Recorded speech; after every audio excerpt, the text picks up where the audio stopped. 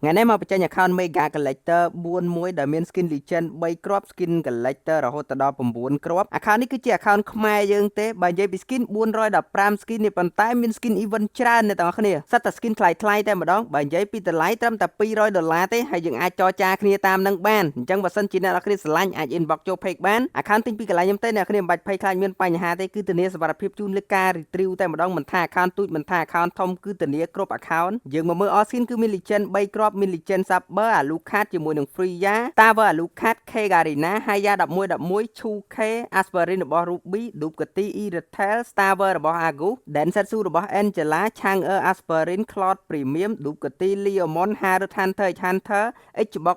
11 D-Rod Hunter x Hunter ជាមួយនឹង Sicilian Hunter x Hunter ដូចគ្នា Pro D ចេញថ្មី Madrid Premium និយាយទៅ Skin Event មានច្រើនខ្លាំងមែនតើ account ធំនេះយកទៅមួយដឹងមួយតែម្ដងអត់ចាំបាច់ដូរ account ញ៉ៃញ៉ៃព្រោះ skin មានច្រើនស្រាប់ហើយសិតតែ skin ថ្លៃទៀតអញ្ចឹងអ្នកដែលគាត់ចូលចិត្តដូរ account ច្រើនអាចកលេចមកមើល account នេះបាន collector មានរហូតដល់9គ្រាប់មាន collector Natalia collector Yi Song Sin collector Alora collector Leslie collector Henzo collector Granger ជាមួយនឹង collector Terisela collector Atlas collector Yu Song ញាក់សាច់ហើយ skin lucky box យើងវិញក៏មានច្រើនសមគួរដែរមាន skin lucky box របស់ Idura Alpha ជាមួយនឹង Gary Irithel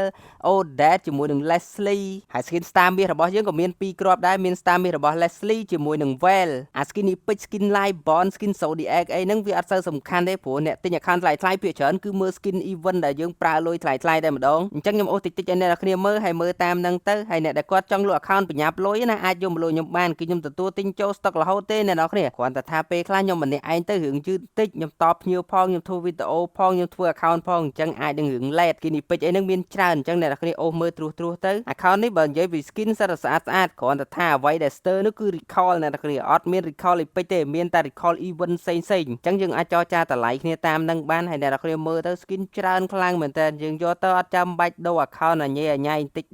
ដូរណាព្រោះបើសិនជាអ្នកនរគ្នាទិញដូរអាចនឹងខាតអញ្ចឹងបើសិនជាយើងយកទៅមួយដឹងមួយទៅម្ដងគឺអែម account នេះដូចខ្ញុំបញ្ជាក់ពីដំបូងអញ្ចឹងគឺ stir recall អ្នកនរគ្នាមាន recall event ច្រើនប៉ុន្តែអត់មាន recall អីពេជ្រអញ្ចឹងគឺមាន event សឹងតែគ្រប់ event តែម្ដងអ្នកនរគ្នាមើលទៅខ្ញុំបញ្ជាក់ account នេះតម្លៃ200ហើយយើងអាចចរចាគ្នាបានតិចតួចអញ្ចឹងបើសិនជាអ្នកនរគ្នាស្រឡាញ់ account នេះ complete inbox ចូល page អញ្ចឹងវីដេអូនេះគឺមានប៉ុណ្្នឹងទេបាយបាយជួបគ្នាវីដេអូក្រោយផងដែរ